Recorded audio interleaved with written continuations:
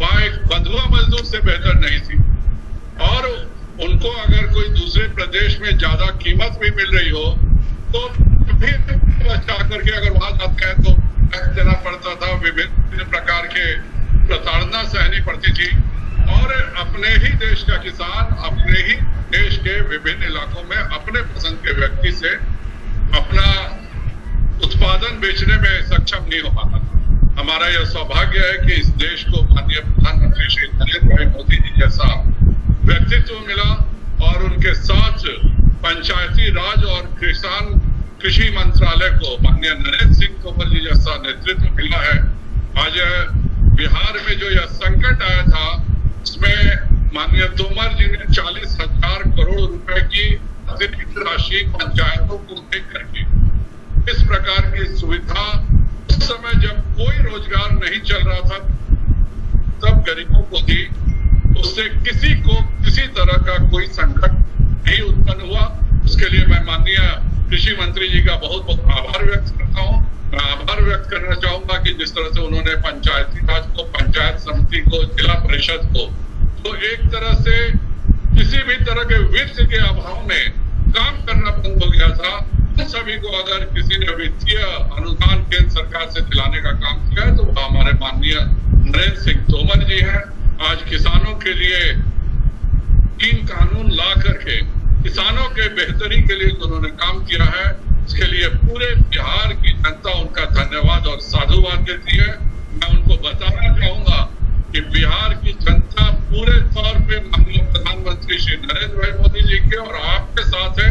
आपने जो श्रेष्ठ काम किसानों के लिए किया है उसके लिए बिहार की जनता हमेशा आपका एहसान याद करेगी।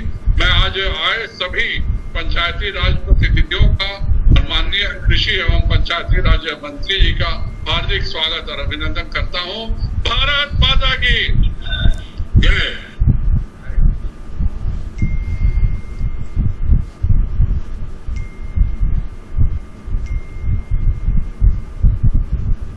नमस्कार। हेलो, नमस्कार। हाँ, नमस्कार नमस्कार नमस्कार नमस्कार। मंत्री माननीय नरेंद्र सिंह तोमर जी की बात कहेंगे। बहुत बड़ी बात है कि इतनी दूर से बिहार के सारे किसानों को अपनी बात कहेंगे। मैं आग्रह करता हूँ तो हम लोगों को संबोधन करें।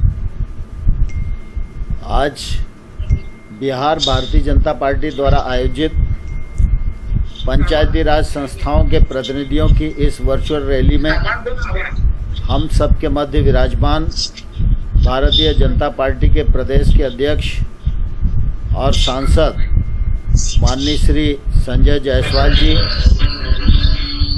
हमारे बिहार सरकार के कृषि और पंचायती राज मंत्री आदरणीय प्रेम कुमार जी, हमारे केंद्र सरकार में मंत्री आदरणीय आर.के. सिंह जी, राजीव रंजन जी और इस पूरी वर्चुअल रैली से जुड़े हजारों हजार की तादाद में सभी पंचायत क्षेत्र में काम करने वाले प्रतिनिधि भाइयों और बहनों, मैं संजय अग्रवाल जी का धन्यवाद देना चाहता हूं कि इस अवसर पर उन्होंने मुझे आमंत्रित किया और आप सबसे बातचीत करने का अवसर प्रदान किया।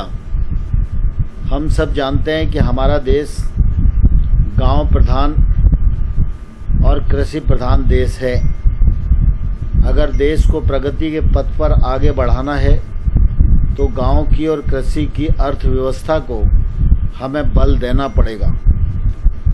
एक लंबे कालखंड तक कांग्रेस रिजिम में गांव भी उपेक्षा का शिकार रहा और कृषि भी उपेक्षा की शिकार रही। लेकिन मुझे कहते हुए प्रसन्नता है कि जब से प्रधानमंत्री नरेंद्र मोदी जी ने काम संभाला है तब से लगातार भारत सरकार के माध्यम से राज्यों के साथ मिलकर ग्रामीण विकास पर भी बल दिया जा रहा है, पंचायतों को सशक्त बनाने के प्रयत्न भी किए जा रहे हैं और हमारी कृषि अर्थव्यवस्था मजबूत हो इस दिशा में सरकार की ओर से योजनाएं भी संचालित की जा रही हैं, फंड्स की व्यवस्था भी की जा रही है और कानूनी प्रावधानों में भी जहाँ जहाँ बदलाव की आवश्यकता है वो बदलाव भी करने का प्रयत्न किया जा रहा है।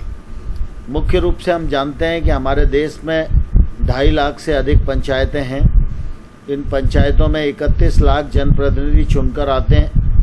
लगभग 14 लाख हमारी बहनें पंचायती क्षेत्र में प्रतिनिधि के रूप में चुनकर आती हैं। पंचायत हमारे लोकतंत्र में स्थानीय सरकार है। स्थानीय सरकार के अधिकार, स्थानीय सरकार के लिए फंड की व्यवस्था यह करना निश्चित रूप से हम सबके लिए आवश्यक था। एक समय था जब 13वां फाइनेंस कमीशन था, उस समय 5 वर्ष में 2.5 लाख पंचायतों को विकास करने के लिए 65,000 करोड़ रुपया वित्त आयोग की राशि मिलती थी। लेकिन मोदी जी ने जैसे ही काम संभाला तो 14वें वित्त आयोग की रिकमेंडेशन आई और मुझे कहते हुए प्रसन्नता है कि 14वें वित्त आयोग में ये रिकमेंडेशन की गई थी कि पंचायतों को 2,292 करोड़ रुपया दिया जाना चाहिए। मोदी जी को कई लोगों ने समझाइश देने का भी प्रयत्न किया, लेकिन मोदी जी ने ये कहा कि गांव का विकास होगा तभी देश का विकास होगा। और इसलिए मुझे कहते हुए प्रसन्नता है कि कहाँ 5 साल में 65,000 करोड़ रुपया मिलता था और कहाँ मोदी जी के राज में 5 साल में 2,292 करोड़ रुपया पंचायतों को विकास करने के लिए उपलब्ध कराया गया। अभी 15वां फाइनेंस कमीशन आया है। 15वें फाइनेंस कमीशन की एंट्रीम रिपोर्ट आई है और मुझे कहते हुए प्रसन्नता है कि 15वें फाइनेंस कमीशन की इस एंट्रिंग रिपोर्ट में 1 साल के लिए जो रिकमेंडेशन आई है वो 65,000 करोड़ रुपया है। तो हम ये मान सकते हैं कि पिछले समय में जब 13वां वित्त था उस समय 5 साल के लिए 65,000 करोड़ था और 14वें वित्त आयोग में तिगुनी राशि का प्रावधान किया गया। और आज जब 15वें वित्त आयोग की रिकमेंडेशन आई है तो 1 साल में 65,000 करोड़ रुपए की रिकमेंडेशन आई है और उसके आधार पर जो राज्यों को किस्त पंचायती राज मंत्रालय के द्वारा जारी किया जाना चाहिए वो हम बिहार को भी कर चुके हैं और देश के अन्य राज्यों को भी भारत सरकार कर चुकी है।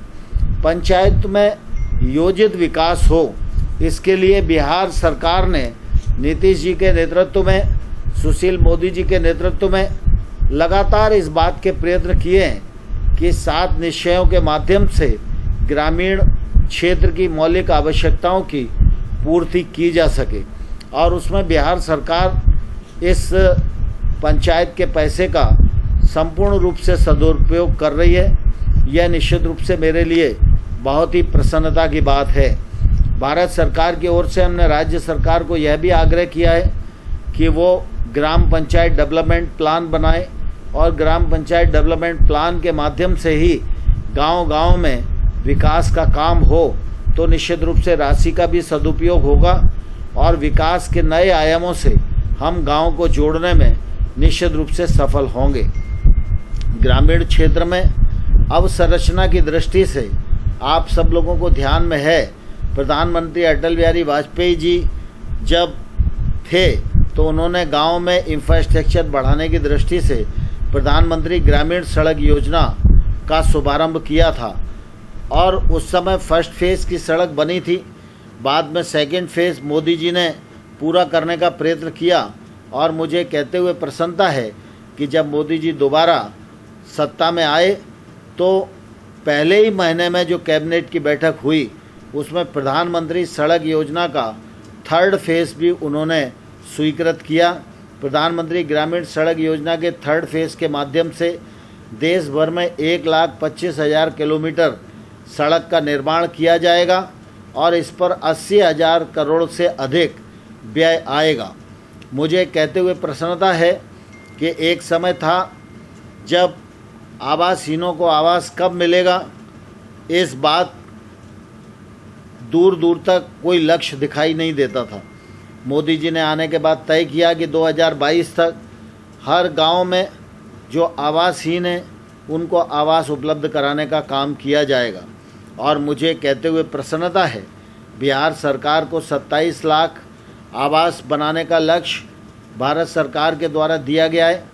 12 लाख से अधिक आवास बिहार सरकार ने बनाकर तैयार किए और शेष आवासों पर काम चल रहा है। और हमारी कोशिश है कि 2022 तक इस अभियान को भी मोदी जी के नेतृत्व में हम लोग पूरा करेंगे। मुझे कहते हुए प्रसन्नता है, ग्रामीण विकास विभाग के माध्यम से सेल्फ हेल्प ग्रुप, राष्ट्रीय आजीविका परियोजना के माध्यम से जो अभियान चल रहा है उसमें भी बिहार सरकार का प्रयत्न बहुत अच्छा है और उसमें बहुत अच्छी बिहार में निश्चित रूप से सफलता मिल रही है। पंचायत और ग्रामीण विकास मंत्रालय दोनों मिलकर ग्रामीण क्षेत्र में आमूलचूल परिवर्तन हो, इस लक्ष्य को लेकर काम कर रहे हैं। अभी संजय जायसवाल जी मनरेगा का जिक्र कर रहे थे। मैं आप सब लोगों को यह कहना चाहता हूं कि जब कोविड का संकट आया तो निश्चित रूप से बाहर का रोज़गार बंद हो गया था। जो लोग गांव में थे उनको रोज़गार की आवश्यकता थी। बड़ी मात्रा में हमारे प्रवासी भाई और बहन थे जो दूरस्थ क्षेत्र से लौटकर अपने गांव आए, उनको भी रोज़गार की आवश्यकता थी। मनरेगा में इस बार बजट 61,000 करोड़ रुपए का था और प्रधानमंत्री जी ने जब इस परिस्थिति को देखा तो उन्हें लगा कि मनरेगा एक ऐसा प्लेटफॉर्म है जिसके माध्यम से लोगों को रोज़गार उपलब्ध कराया जा सकता है। तो 40,000 करोड़ रुपए का अतिरिक्त आवंटन प्रदान किया और अब मनरेगा के माध्यम से भी भारत सरकार 1,01,500 करोड़ रुपया खर्च कर रही है। और इतना ही नहीं, 11 मंत्रालयों के माध्यम से गरीब कल्याण रोजगार अभियान की शुरुआत हुई जिसमें 50,000 करोड़ रुपया खर्च करने का लक्ष्य रखा गया। अलग अलग विभागों के लक्ष्य दिए गए और इस अभियान का भी मुख्य उद्देश्य यही था कि जो प्रवासी मजदूर हमारे अपने क्षेत्र में आए हुए हैं उन सारे लोगों को रोज़गार प्राप्त हो सके। और मुझे प्रसन्नता है कि बिहार सरकार ने इन कार्यक्रमों का बहुत अच्छे से क्रियान्वयन किया है और उसका लाभ बिहार के हमारे गरीब मजदूर भाई और बहन जो ग्राम में निवास करते हैं उनको मिला है और उनको रोज़गार देने में बिहार सरकार और भारत सरकार दोनों सफल हुई है। निश्चित रूप से कृषि का क्षेत्र हम सब लोगों के लिए बहुत ही महत्वपूर्ण क्षेत्र है और कृषि के क्षेत्र में काम बहुत तेज़ी के साथ हो, यह समय की आवश्यकता है क्योंकि कृषि हिंदुस्तान की रीढ़ है। गांव की अर्थव्यवस्था, कृषि की अर्थव्यवस्था, ये एक तौर से भारत की अर्थव्यवस्था में मेरुदंड के रूप में काम करती है। जब कोविड का संकट आया और देश भर में लॉकडाउन हुआ तो आप सब लोगों को मालूम है कि देश के सभी कल कारखाने बंद हो गए थे, अर्थव्यवस्था लड़खड़ा गई थी। लेकिन उसके बावजूद भी फसल कटाई के लिए खड़ी थी। किसान ने कटाई का काम पूरा किया। देश भर में उपार्जन का काम भारत सरकार और नेफेड ने किसानों के साथ मिलकर पूरा किया। लॉकडाउन के समय में ही ग्रीष्म ऋतु की बुवाई होना थी। ऐसा लग रहा था ये संभव नहीं होगा, लेकिन किसान ने गत वर्ष की तुलना में ग्रीष्म ऋतु की बुआई अधिक की।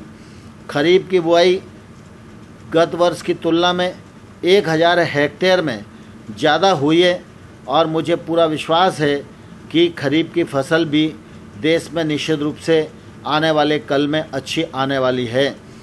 अभी कोविड के संकट के दौरान देश भर में सारी अर्थव्यवस्थाएं लड़खड़ाई हैं और दुनिया में सभी देशों के जीडीपी प्रभावित हुए हैं। भारत का भी जीडीपी प्रभावित हुआ है, लेकिन कृषि का जो ग्रोथ था वो निश्चित रूप से सिर्फ भारत के किसानों ने मेंटेन ही नहीं किया, उसको आगे बढ़ाने का काम किया है। इससे ये सिद्ध होता है कि हमारी कृषि की अर्थव्यवस्था में इतनी ताकत है कि अगर इस ताकत को और बढ़ाया जाए तो कैसी भी प्रतिकूल परिस्थिति आए उस परिस्थिति में भारत निश्चित रूप से लड़ने की, जूझने की ताकत रखेगा और उस परिस्थिति पर हम लोग कृषि के भरोसे विजय प्राप्त कर सकेंगे।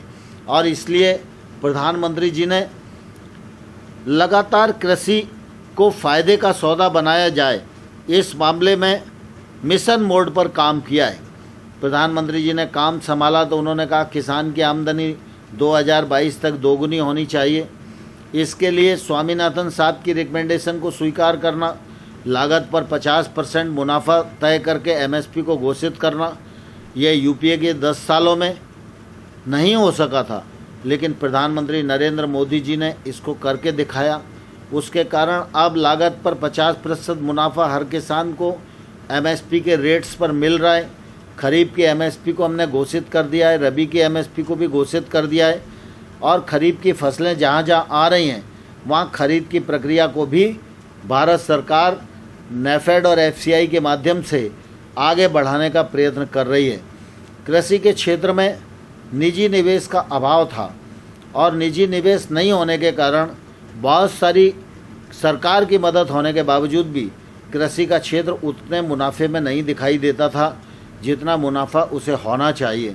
और इसलिए प्रधानमंत्री जी ने छोटे छोटे किसान, जो हमारे देश में लगभग कुल किसानों की संख्या का 85-86% है, ऐसे तमाम सारे किसानों के लिए नए 10,000 एफपीओ बनाने की स्कीम की शुरुआत की।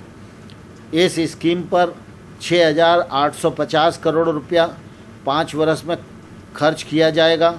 ये एफपीओ के माध्यम से छोटा किसान भी निश्चित रूप से अपनी क्षमता को बढ़ा सकेगा, अपने रकबे को बढ़ा सकेगा, अपनी बार्गेनिंग कैपेसिटी को बढ़ा सकेगा और उसके उत्पादन का उचित मूल्य उसे मिल सके। इसके लिए एफपीओ एक बड़ा माध्यम और क्रांतिकारी बदलाव कृषि के क्षेत्र में सुनिश्चित होने वाला है। इसी प्रकार से आत्मनिर्भर पैकेज के अंतर्गत आप सबको ध्यान है, कृषि के क्षेत्र में जो इंफ्रास्ट्रक्चर के गैप्स पूरे देश भर में बने हुए हैं, उन गैप्स को भरने के लिए 1 लाख करोड़ रुपए का इंफ्रास्ट्रक्चर फंड प्रावधानित किया। फिशरीज के लिए 20,000 करोड़ रुपए का फंड प्रावधानित किया। एनिमल हस्बेंड्री के लिए 15,000 करोड़ रुपए का फंड रखा।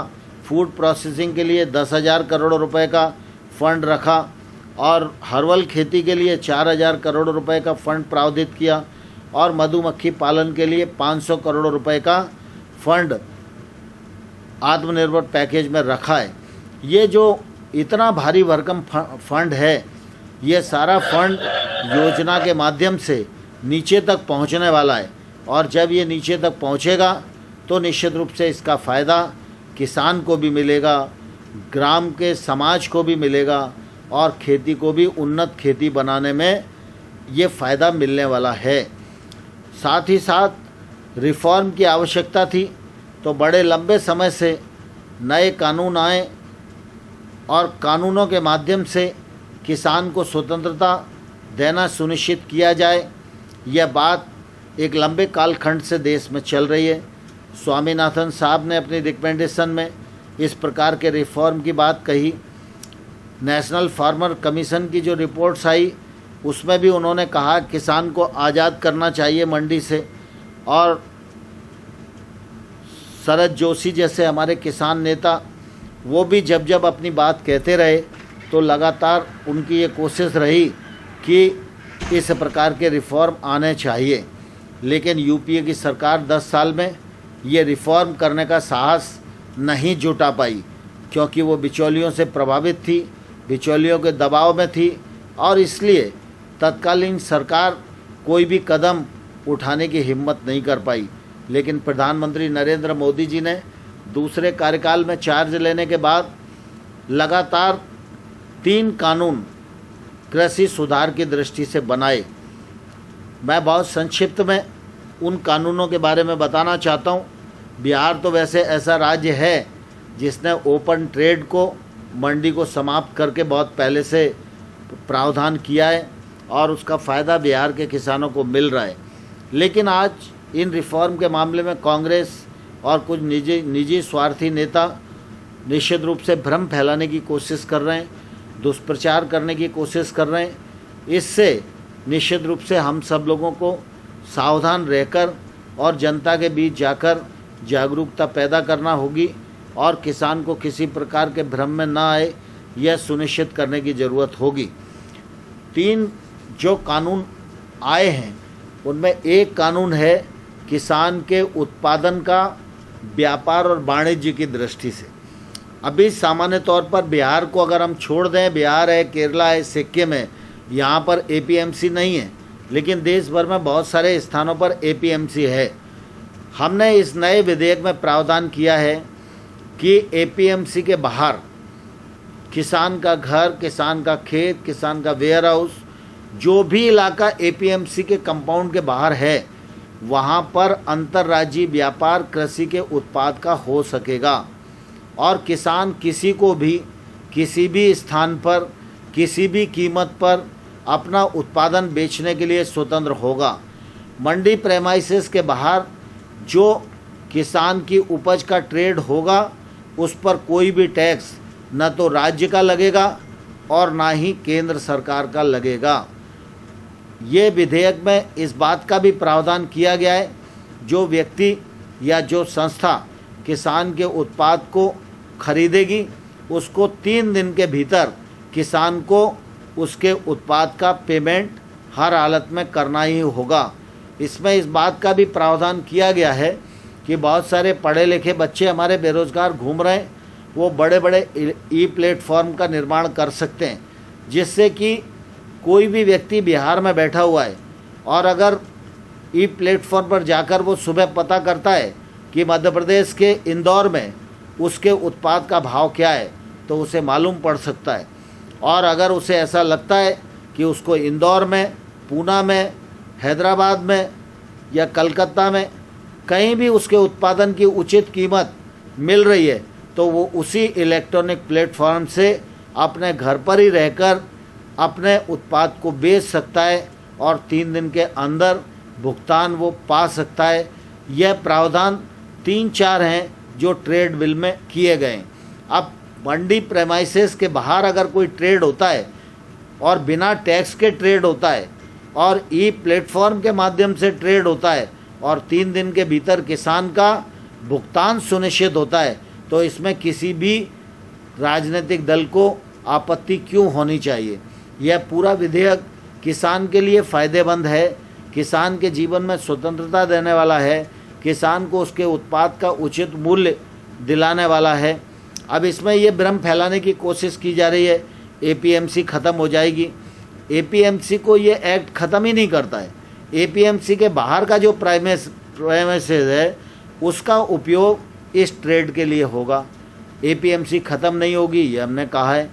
फिर बोलते हैं कि MSP ख़त्म हो जाएगी, तो MSP के बारे में प्रधानमंत्री जी ने भी कहा है MSP भारत सरकार का प्रशासकीय निर्णय है, वो था, है और आने वाले कल में जारी रहेगा। अभी हम लोगों ने खरीफ के MSP का खरीद शुरू किया है, रबी की MSP को बुआई से पहले घोषित कर दिया है, तो MSP के बारे में किसी किसान को न तो चिंता करने की ज़रूरत है, MSP थी और MSP आने वाले कल में रहेगी। इसी प्रकार से जो दूसरा एक्ट है वो मूल्य आश्वासन और किसानों के करार से संबंधित है। हम सब जानते हैं कि किसान को उसके मूल्य की गारंटी नहीं होने के कारण कोई भी छोटा किसान फसल के डाइवर्सिफिकेशन की दृष्टि से रिस्क लेने को तैयार नहीं होता। और आज हम ये भी जानते हैं कि फसलों का डाइवर्सिफिकेशन क्लाइमेट चेंज की परिस्थिति के अनुसार ज़रूरी है। दूसरा, कम पानी में खेती हो, कम केमिकल फर्टिलाइज़र खेती में यूज हो और किसान ऐसी फसल पैदा करे जो महंगी हो और जिस फसल का एक्सपोर्ट भी हो सके, जिससे किसान को उसके उत्पादन का अच्छा दाम मिल सके। ये समय की आवश्यकता है, लेकिन ये रिस्क कोई भी किसान इसलिए नहीं उठाता कि अगर उसे लगता है कि वो इस फसल की तरफ जाएगा तो उसको मार्केट नहीं मिलेगा। मूल्य आश्वासन और किसानों का करार विधेयक 2020 इस बात को सुनिश्चित करता है कि एक किसान करारकर्ता के साथ अगर क्रॉप का कांटेक्ट करेगा तो बुआई के समय ही एक औसत मूल्य का निर्धारण हो सकेगा। और जो करार करता है वो करार में इस बात का उल्लेख करेगा, जैसे उदाहरण के लिए केले की खेती है और अगर किसान और करारकर्ता दोनों एग्रीमेंट कर रहे हैं, क्रॉप कॉन्ट्रैक्ट कर रहे हैं, तो दोनों चर्चा करेंगे कि केले का औसत मूल्य क्या हो सकता है। तो दोनों ने मिलकर 2-3 साल का केले का भाव देखा और एक औसत मूल्य निकाला कि 10 रुपये किलो केले का औसत मूल्य हुआ। तो 10 रुपये किलो केले का औसत मूल्य करार में लिखा जाएगा। लेकिन इसके साथ ये भी प्रावधान किया गया है कि अगर फसल के आने पर केला 20 रुपये किलो हो गया तो किसान को पछतावा न हो, इसलिए उस करार में इस बात का भी उल्लेख होगा कि अगर दुगना भाव हो जाएगा फसल आने पर तो निश्चित रूप से उसका भी एक हिस्सा किसान को करारकर्ता को देना पड़ेगा। अब इसमें लोग बोलते हैं कि अडानी आ जाएंगे, अंबानी आ जाएंगे और किसान के खेत पर कब्जा कर लेंगे। तो मैं आपके माध्यम से सभी ग्रामीण जनप्रतिनिधियों को और किसानों को ये बताना चाहता हूँ कि इस एक्ट में इस बात का प्रावधान है कि करार में किसान की भूमि से संबंधित कोई लीज, ठेका, पट्टा इस प्रकार की लिखा पढ़ी ही नहीं की जा सकती। यह खेत का कॉन्ट्रैक्ट नहीं है, यह खेत में फसल का कॉन्ट्रैक्ट है। खेत का भी मालिक किसान है और फसल का भी मालिक किसान है और इसलिए किसान की ज़मीन को किसी भी प्रकार का कोई खतरा नहीं हो सकता। कानून में बंदिश है कि ज़मीन से संबंधित कोई भी लिखा पढ़ी इस एक्ट में नहीं की जा सकती है। दूसरी, किसान को ये सुरक्षा दी गई है कि किसान जब चाहे तो करार से बाहर निकल सकता है, लेकिन व्यापारी को इसमें बांधा गया है, वो जब चाहे करार नहीं तोड़ सकता। वह करार से तभी निकल सकता है जब किसान को करार में उल्लिखित पेमेंट पूरा कर पाए। हम लोगों ने इसमें यह भी सुनिश्चित किया है कि अगर किसान और करारकर्ता के बीच में विवाद होगा तो ये विवाद एसडीएम तक जाएगा। एसडीएम दोनों से बातचीत करेगा और एक सुलह बोर्ड बनाएगा।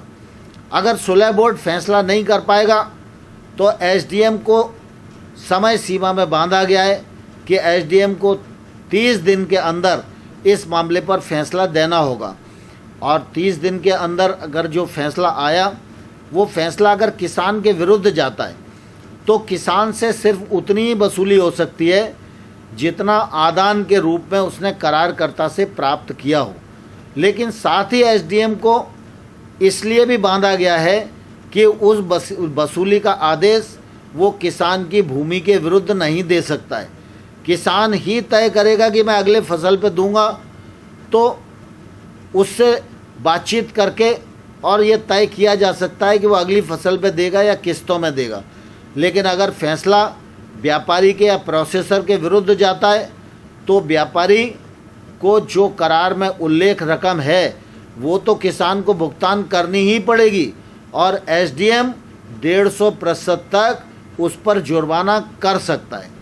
इसका यह फ़ायदा होने वाला है कि किसान फसलों के विविधीकरण की ओर जाएगा, किसान महंगी फसलों की ओर आकर्षित होगा, किसान को नई टेक्नोलॉजी मिलेगी, किसान को अच्छे प्रकार का बीज मिलेगा, अच्छे प्रकार का फर्टिलाइज़र मिलेगा, अच्छे प्रकार का पेस्टिसाइड मिलेगा और अच्छा प्रकार का टेक्निकल सपोर्ट मिलेगा और किसान वैश्विक मानकों के अनुरूप खेती कर सकेगा, जिससे कि उसका जो उत्पादन है वो एक्सपोर्ट भी हो सके और किसान को ज़्यादा मूल्य उसका प्राप्त हो सके।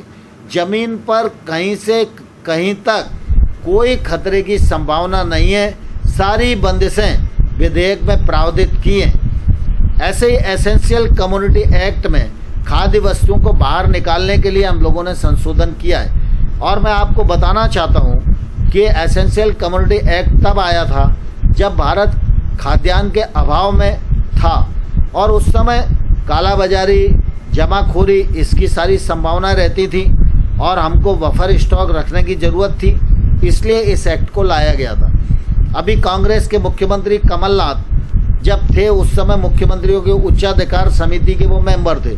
मैं मंत्री के नाते उस कमेटी का मेंबर था। कमलनाथ ने उस समय कहा और सबने इस बात पर हाँ की कि एसेंशियल कमोडिटी एक्ट अपना उद्देश्य प्राप्त कर चुका है, अब इसको समाप्त कर देना चाहिए। और मैं आपको ये बताना चाहता हूँ कि इस अमेंडमेंट के माध्यम से गांव-गांव में निजी निवेश पहुँचने वाला है। इस कमेटी इस अमेंडमेंट के माध्यम से भ्रष्टाचार पर नियंत्रण लगने वाला है, लाइसेंसी राज खत्म होने वाला है, इंस्पेक्टर राज खत्म होने वाला है। और जमाखोरी और कालाबाजारी तब होती है जब किसी चीज़ का अभाव हो, जब कानून का उल्लंघन हो। आज भारत सरकार ने अपने अधिकार को कम किया है। जब कोई भी सरकार अपने अधिकार को कम करती है और व्यापारी या समाज को स्वतंत्र करती है तो उसका ये कदम स्वागत योग्य होता है। और ये जो कांग्रेस इस मामले में विरोध कर रही है, तो मैं आपके माध्यम से आप सभी मेंबर्स को ये बताना चाहता हूँ कि कांग्रेस 2019 में लोकसभा का चुनाव लड़ी। लोकसभा का जो उनका घोषणा पत्र था उसमें कांग्रेस ने उल्लेख किया कि हम सरकार में आएंगे, एपीएमसी को समाप्त कर देंगे, हम अंतर्राज्यीय ट्रेड को बढ़ावा देंगे, हम कॉन्ट्रैक्ट फार्मिंग को बढ़ावा देंगे, हम एसेंशियल कमोडिटी एक्ट को समाप्त कर देंगे। पंजाब की सरकार ने जब चुनाव लड़ा तो अमरिंदर सिंह ने भी अपने घोषणा पत्र में इसका प्रावधान किया। जब मनमोहन सिंह जी प्रधानमंत्री थे, लगातार मनमोहन सिंह जी इन रिफॉर्म के बारे में बात करते रहे। जब देश में यूपीए सरकार में कृषि मंत्री शरद पवार जी थे तो शरद पवार जी के भाषणों को आप देखेंगे तो हमेशा इन रिफॉर्म के बारे में वो बात करते रहे। लेकिन कांग्रेस जो है अपने वायदे से मुकर रही है, अपने घोषणा पत्र से मुकर रही है और देश को गुमराह करने की कोशिश कर रही है।